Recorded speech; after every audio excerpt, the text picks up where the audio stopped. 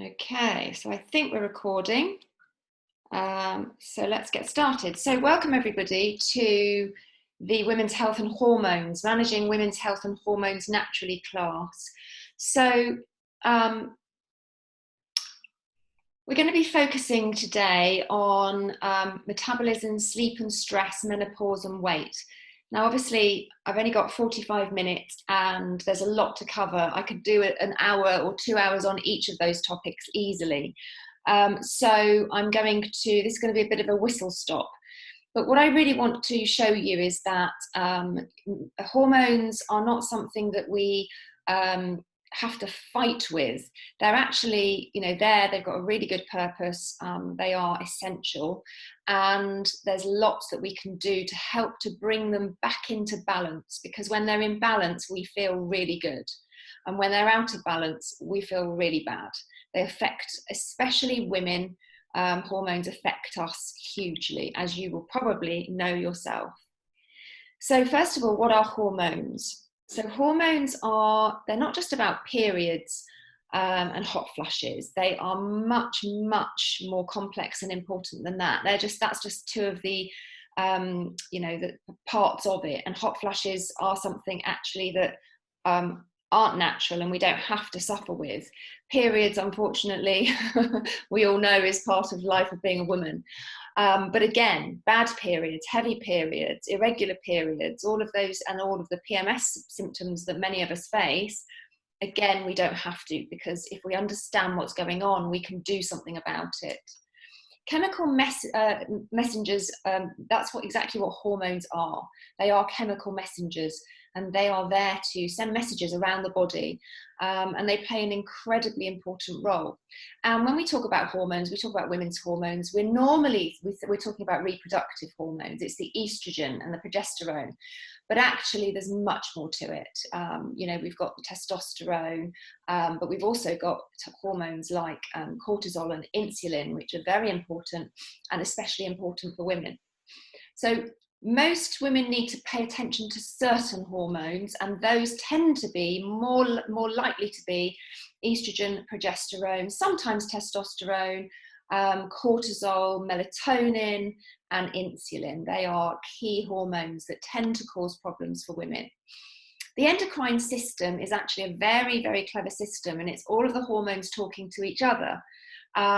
And it's responsible for actually synthesizing, so producing those hormones, but also secreting them.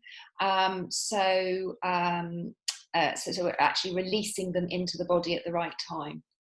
So on the right here, you can see in this image, you've got your adrenal glands, you've got your brain, testicles in males, the pancreas, our ovaries in women, the thymus, the pituitary gland, the thyroid, each one producing different hormones, and more than one type of hormone too. So I'm just going to run through this little quiz. When I say quiz, it's just some questions. There's 16 in total, and I want you to just, as I go through them, just count on your fingers how many of them apply to you. So do you suffer from gallbladder issues, or have you ever had it removed? Do you suffer from water retention each month? Do you regularly experience sugar cravings? Do you have excess body hair or thinning hair on your scalp? Have you gained weight on your thighs, hips, and or tummy? Have you ever had problems related to your womb or ovaries? Have you had difficulty conceiving, or have you ever suffered a miscarriage? Are your periods irregular or heavy? Do you suffer spotting in between periods? Do you suffer from lumpy breasts? Do you suffer from cyclical mood swings or depression? Do you suffer from insomnia? Number 12 has jumped. Do you suffer from insomnia or do you suffer from insomnia? Do you crave salt? Do you suffer from cramps or other menstrual irregularities? Do you suffer from poor memory? And do you suffer from dry skin, hair, or brittle nails? So what I want you to do is count up how many you have. And if you have 3 or more, then it means that your hormones are not in balance, and there is improvements that you could make. to your hormones. And most people who do this do tend to have 3 or more. If you haven't, then you are very lucky and you probably feel your hormones are quite balanced. But most people who are here because things are out of balance. Okay, so just bear with me.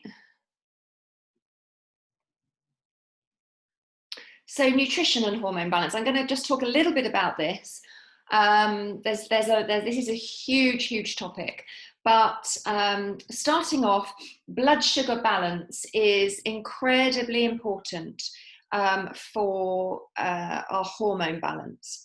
The more your blood sugar goes up and down like a yo-yo, the more that it affects your the more out of balance your insulin levels are, and that has a big impact on us, as I'll explain on the next slide. So basically what we should have is a steady release of sugar into the blood, or glucose into the blood. And when we have a steady release, it means that everything is nice and even. We have enough energy to use, so we're not tired, but we also don't have too much sugar, which then causes gaining of weight around the middle, etc., because that's what the body does when it has too much sugar in the blood. Most people, or I say most, a lot of people don't have that steady release.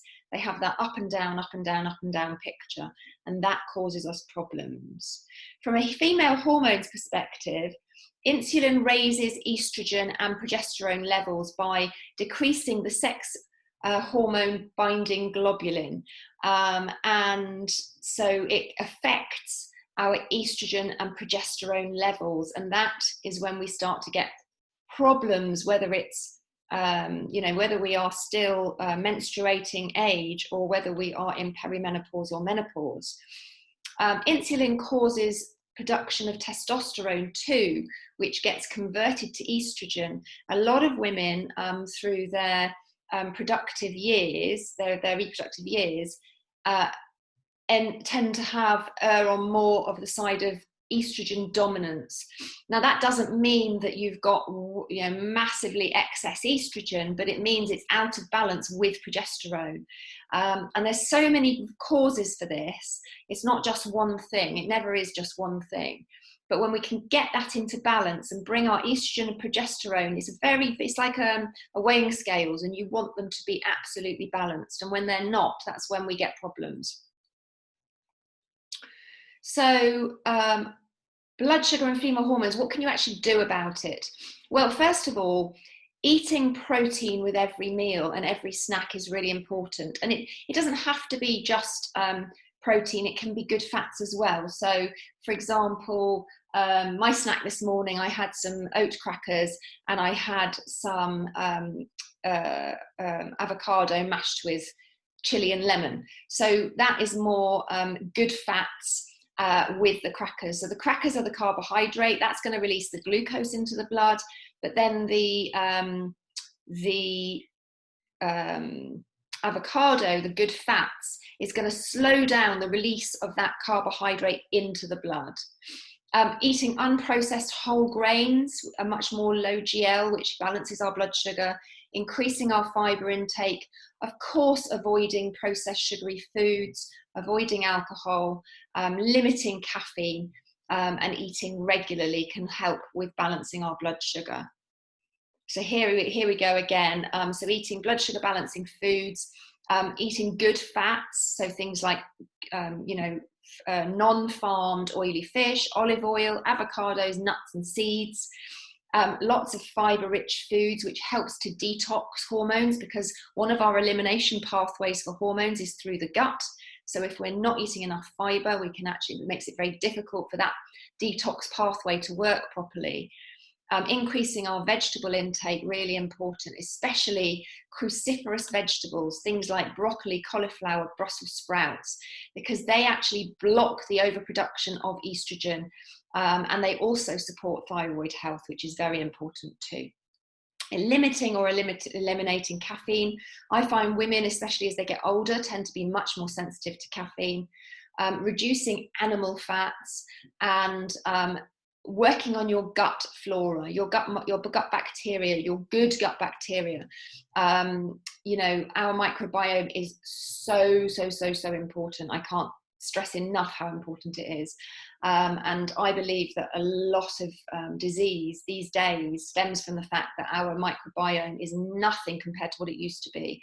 I was listening to something this morning, a doctor saying that in America, he estimates that it's 90% less than it was 20,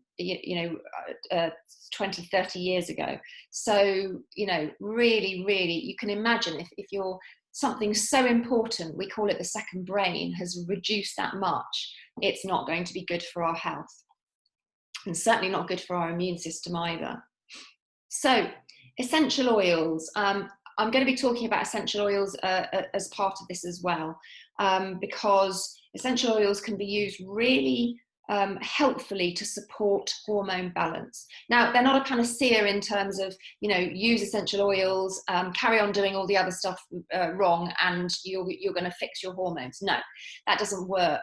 You know, just changing diet, if other things are not corrected too, like stress and sleep, etc., is not going to be the fix either. It has to be a whole lifestyle change and a whole picture. However, essential oils are such an amazing add-on, and really helpful with balancing hormones. But not just balancing hormones, also treating symptoms. So, or not treating symptoms, but supporting symptoms. So helping when you have the things like hot flashes, there's oils that you can use. When you're feeling stressed or anxious, which raises cortisol levels, which is then interacts with our, you'll see in the rest of the slides, interacts with our hormones. So all of those things can be really effective. So in terms of what are essential oils, I'm going to cover this very quickly. They are the volatile aromatic compounds of the plant. They come from plants, and they are volatile because they evaporate at room temperature. They are also very similar to their chemical messengers in the body. They work in a very similar way, like neurotransmitters and hormones. So you can see how they can interact very nicely with our own body's hormones. Unlike modern medicine, which is synthetic chemical messengers, these are natural and the body recognizes them, and they can work in synergy with your own hormones, which is what's so beautiful about plant medicine. Essential oils can help with quick-acting relief of symptoms, as I said, but also helping to bring hormones back into balance over time. It's never a quick fix, the actual balancing. It's something that when you use oils over a period of time, that's when you start to notice things shifting and you realize that some of your symptoms have actually changed or even disappeared. Essential oils support hormones without adding more hormones, and that's really important. The Western medicine only has the option to add more hormones. It doesn't have it. There's no way of using synthetic chemicals to bring hormones into balance. That doesn't happen. So we can take the pill, which has progesterone or estrogen or both. We can do HRT, but we're adding in fake synthetic hormones. We are not encouraging the body to do its natural job, which we evolved over millions of years to be able to do. So importance of quality, really important with essential oils. The testing is so important because most oils are not tested, and purity is a big issue. It's a very unregulated market. And so having oils that you know are 100% pure therapeutic grade, that you can take internally to is very rare. doTERRA, the oils, the brand of oils that I use, I use them because of the quality and potency and purity of those oils. And I don't recommend, you cannot take oils that you buy on the high street internally. It's absolutely not possible because there's no guarantee that what you're taking isn't dangerous. But with doTERRA's oils, we know that they are 100% pure. They're tested, they're certified. They go through 3 lots of testing. It's 8 tests, 3 times, in-house, third party, and back in-house. And that is really important. That's what makes doTERRA's oils so different.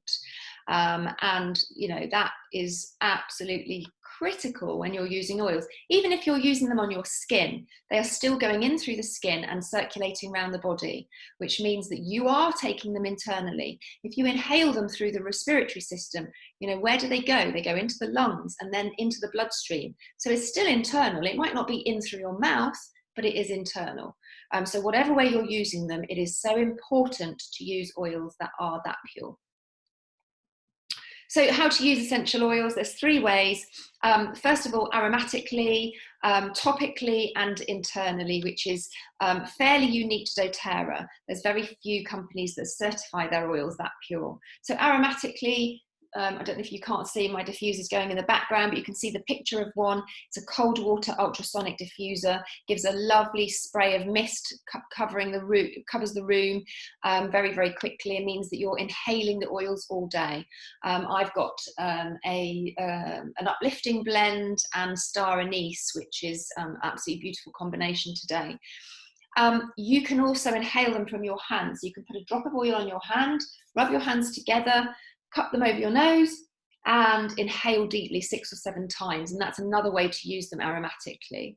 Topically, you can put them on your skin. Some oils really need to be diluted if they're hot. Many of doTERRA's oils, because of purity, don't have to be diluted. But I do recommend you do until you get to know the oils and you know what you are and aren't, what's comfortable for you to put on your skin. But a lot of them, because of the purity, we don't have an issue with putting them on the skin. You can use them topically for all sorts of things. You can use them on the soles of the feet for a systemic effect, or you can use them topically in a particular area to treat a location. So say you've got a burn or a rash, or you've hurt your elbow, you can put oils on directly to help with the pain, etc. Okay, so on to sleep. So we have, with sleep, we have a 24-hour cycle. People think of sleep as just the 7 to 9 hours that we get at night. But that is not actually the case. We have this 24-hour cycle of our entire day, and what we do during the day affects what happens at night. And people don't realise that. They don't realise that what they're doing during their waking hours can really impact on their sleep. Now, in the morning, what should happen is we should wake, and when our eyes open, cortisol should come flooding in, and that is our hormone to wake us up and get us up. And it's a very important hormone. It does other things at the same time. It actually mops up any cells that have gone haywire overnight. Very, very important. And in the evening, it should drop very low, and melatonin, our sleep hormone, should rise.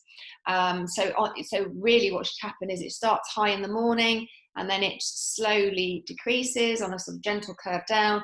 At the same time, melatonin starts to rise. Unfortunately, for some people, that doesn't happen. And there's lots of different scenarios. You can be having peaks and troughs of cortisol through the day, or you can have a complete switch where your cortisol is high at night and you have no melatonin, and your cortisol is on the floor low in the morning. And then there's everything in between. So people's sleep is obviously affected depending on what is going on with their hormones. We can make too much cortisol. We can make it at the wrong times of day. And as I said, we can make, we cannot be producing enough melatonin. There's also serotonin, which is an important hormone that influences sleep. Most people know about serotonin because it's our happy hormone, and it does impact sleep as well. So solutions for healthy sleeping. A healthy sleeping cycle means that we need to anchor our cortisol and melatonin. What does that mean? That means that we need to get them so that they are coming up, rising and falling at the right time of the day. And there's lots of different things that you can do to help with that. Reducing cortisol during the day and in the evening can be achieved with the right diet, managing stress, and using essential oils. Essential oils are fantastic at managing and helping to reduce cortisol level production, keeping us calm. And when we're calm, we don't produce that cortisol. So setting a bedtime routine can be very important.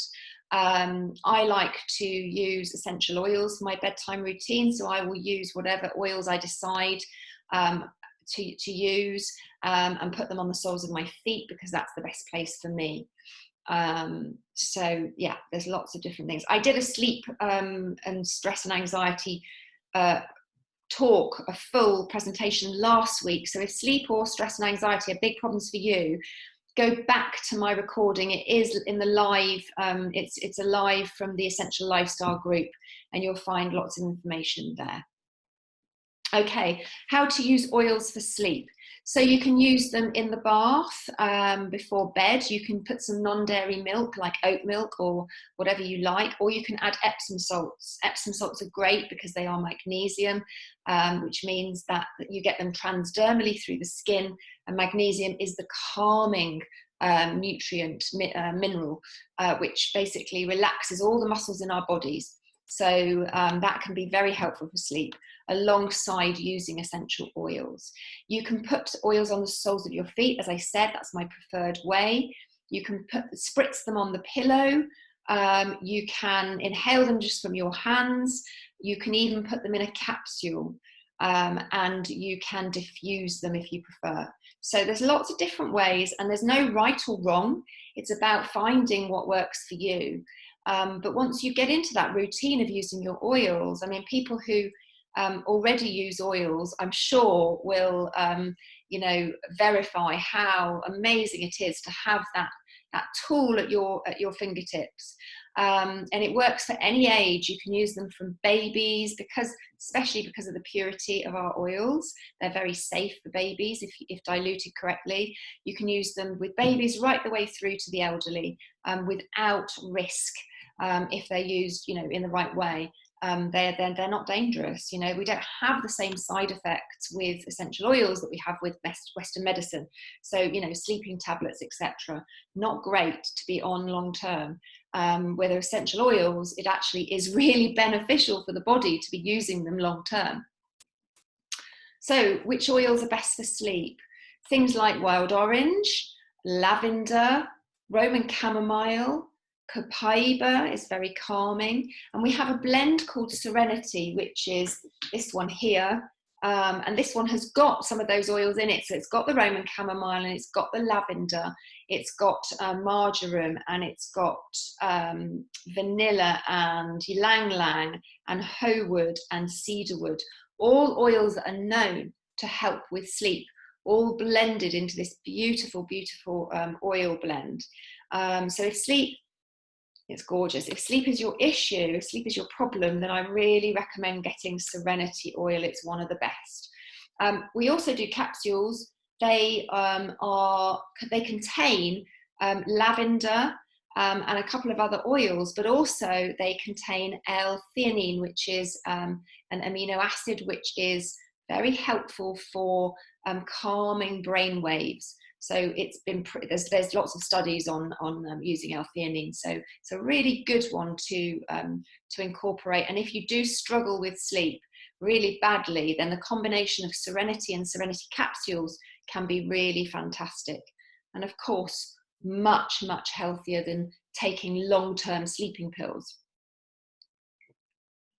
So stress and the emotions. Again, as I said, I've done a whole talk about this last week, so I'm not going to go into this one in so much detail, but a little bit. So stress has this very, very powerful effect on the body. Anybody who has experienced stress, and let's face it, who hasn't, especially at this time that we're going through at the moment with COVID-19, people are experiencing the feelings of stress through fear and anxiety about what the future holds.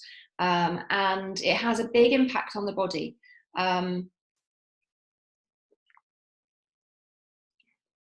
It affects us in all sorts of ways, not least affecting our hormone balance. and our sleep, and obviously those three are all linked because there's nothing operates on its own in the body. It's all in synergy and in tandem. So it's very important to, if you are suffering from stress, to look at ways in which you can reduce it, because stress affects our immune system as well as our hormone balance and everything else. Nutrition and exercise can help massively, and reducing toxic load, because toxic load puts an extra stress on our body as well. So, you know, lots of different strategies that you can use to help to reduce stress.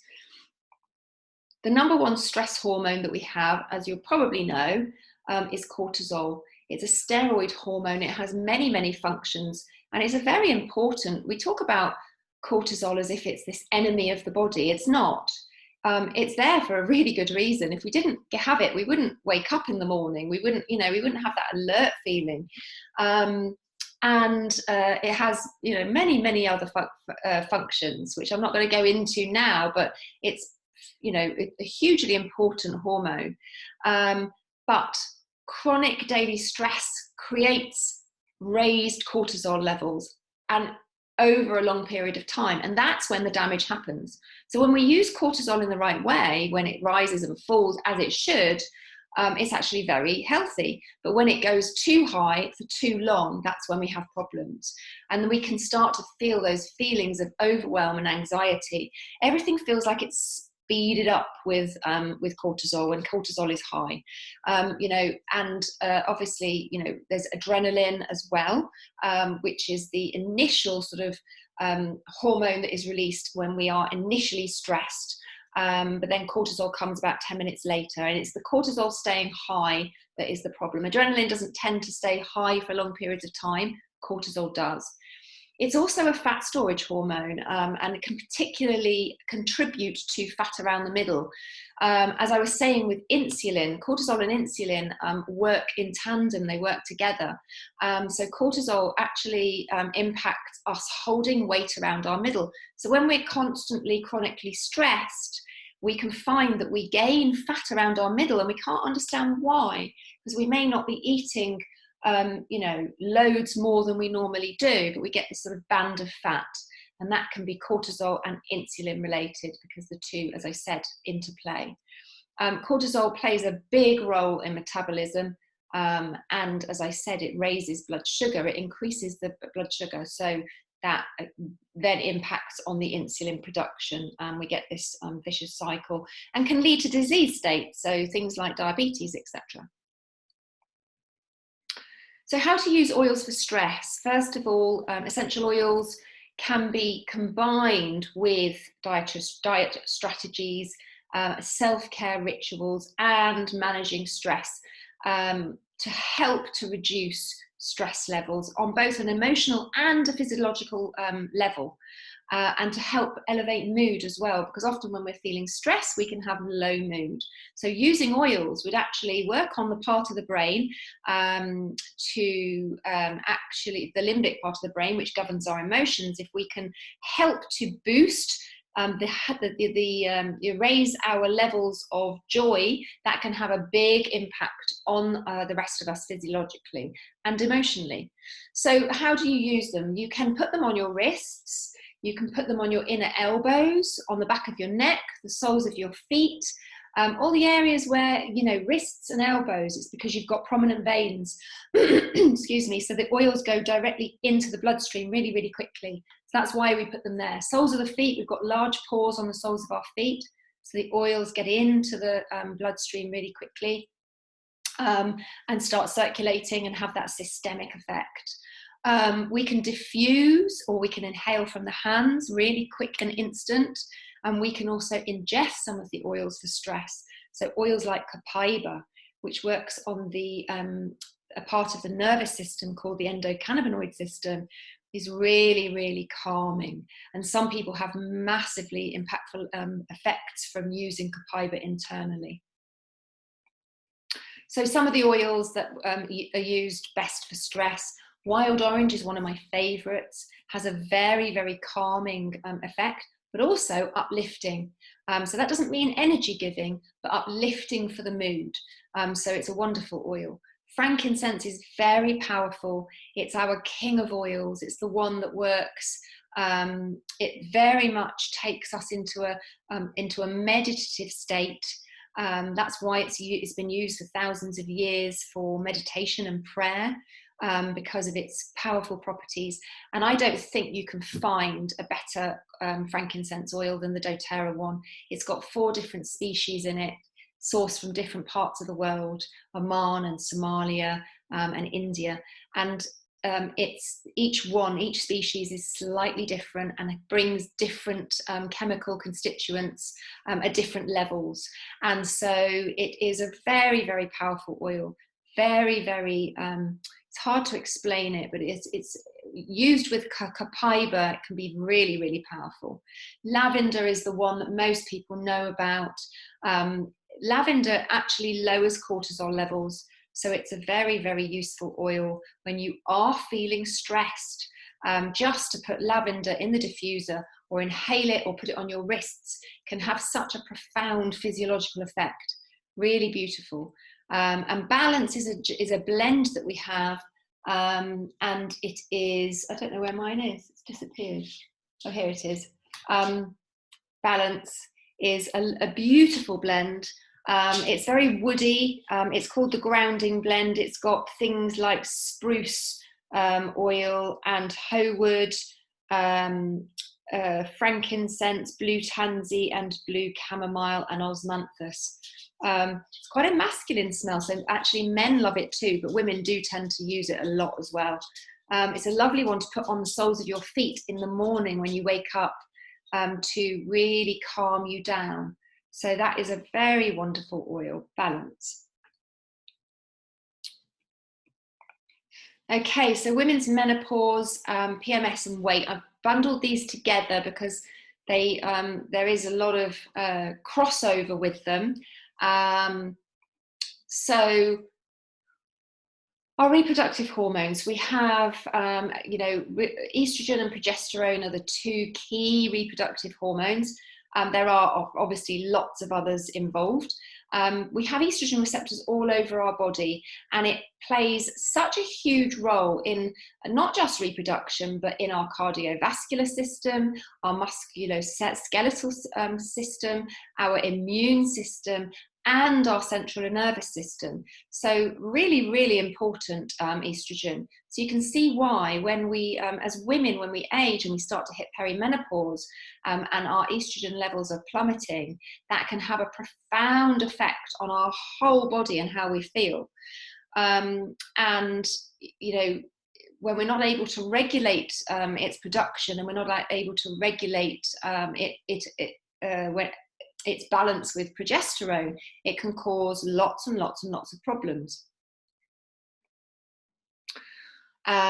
Gaining fat around our middle is a big common problem, and as I've explained, it's not just estrogen and progesterone. It's not just the sex hormones, the reproductive hormones that contribute to that, but they do contribute to it. Progesterone levels fall when we hit perimenopause.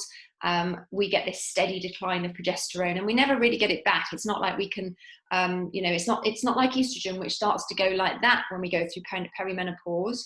Progesterone just has quite a steady decline, but it can cause us to retain water. So women going through perimenopause can feel much more bloated, but it's not actually fat, it's water retention.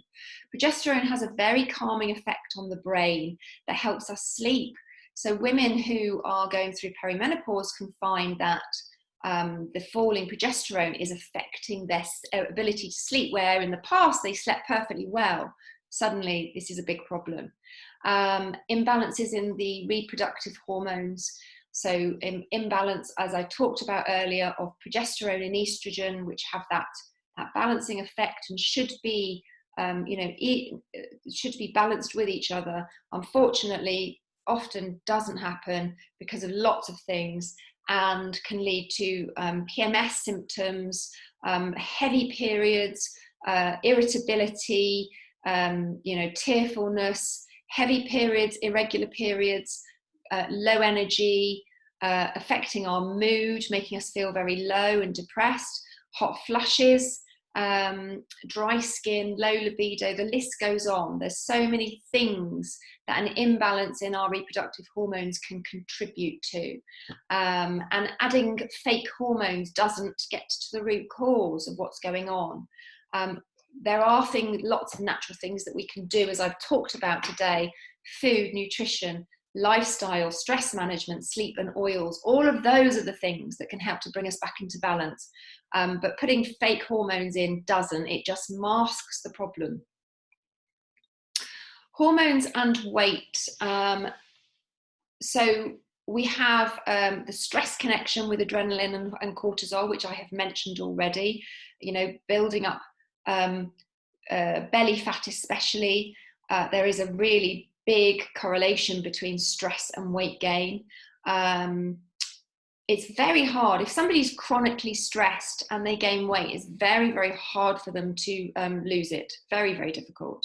If I work with somebody and they are struggling with weight loss, if they are chronically stressed all the time, it's going to be very difficult to get that weight off, even if we work on diet.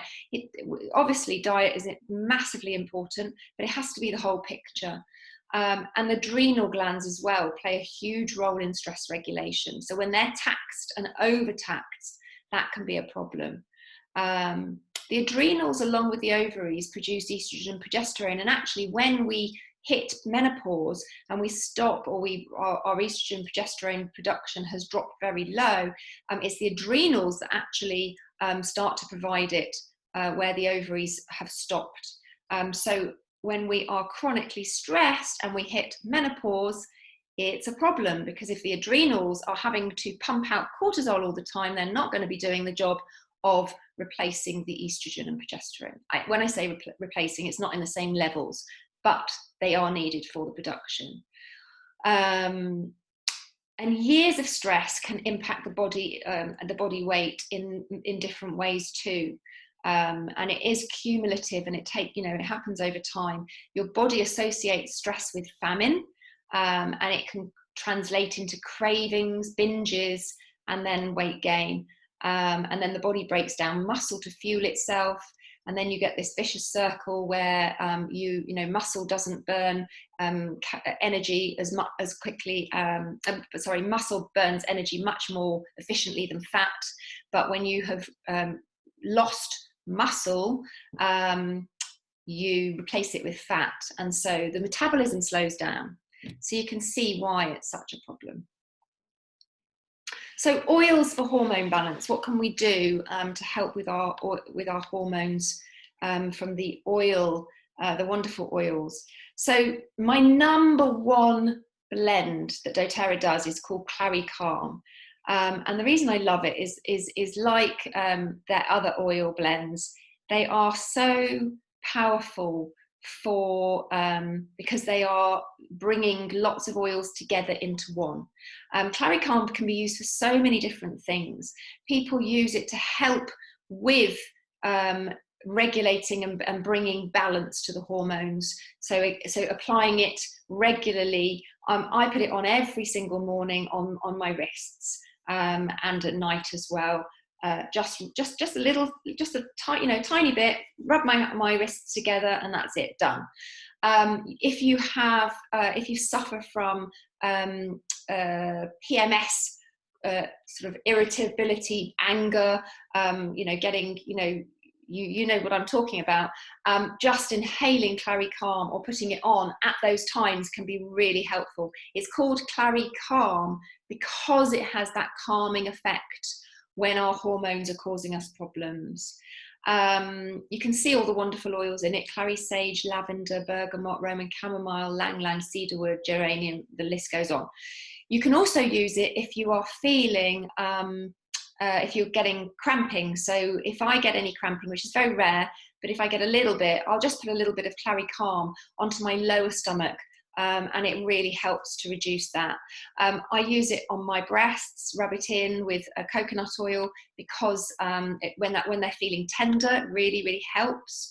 And we can use it from puberty right the way through to menopause.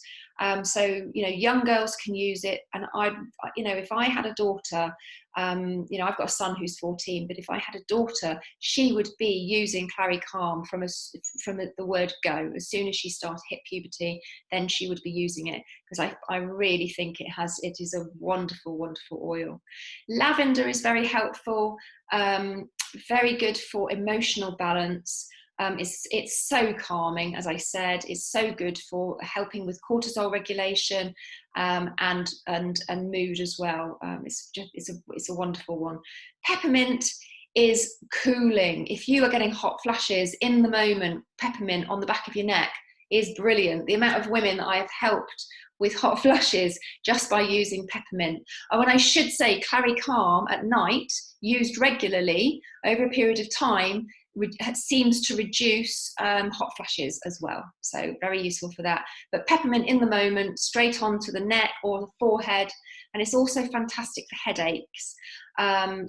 It's really good if you get tension headaches. It helps to relieve them. I'm somebody who has suffered from hormonal migraines, so perimenopausal migraines, and peppermint is one that massively helps to just relieve the symptoms so that it's not so intense. Clary Sage is one that you can buy on its own. It's in Claricalm, but if you want a more powerful version of it, you can buy it on its own. And that's what you can do. You can get things like Clary Sage and lavender and geranium, and you can mix them yourself to get your own blend, or you can put them in the diffuser at the quantities that you want. Clary Sage is wonderful for menstrual pain. That's why Claricalm works so well. Helps with cycle regulation. Helps bringing hormones back into balance, and also really good for sleep, especially if it's hormones that are causing the sleep issues. Oils for weight support. We have Aroma Touch blend, which is the massage blend. That one is really good. There was a study done with Aroma Touch, and it was they measured fat, so body fat, and using Aroma Touch, and it had a positive impact. I don't know if I've got the details somewhere. Metabolic blend is the Smart and Sassy.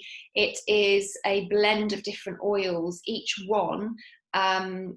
So it's got grapefruit in it, and it has got, I can't remember what the other oils are in it. Grapefruit, cinnamon, lime or lemon. But it's been blended to help with metabolic support, so basically stimulation of the metabolism. People use it when they're trying to lose weight, because you can put it into water and drink it, and it helps to manage and control food cravings because of the cinnamon in it. And it's a really good oil for the metabolism. And grapefruit oil is lovely if it's drunk in water as well, and is useful for oil for weight support. So this is the one, yes. It was the grapefruit and cypress in the Aroma Touch that has been found to be useful for burning abdominal fat, and there was a study on this. And then supplements for hormone balance. There is a blend called the Women's Monthly Blend. This is the phytoestrogens that doTERRA does, and they help to support normal hormone levels.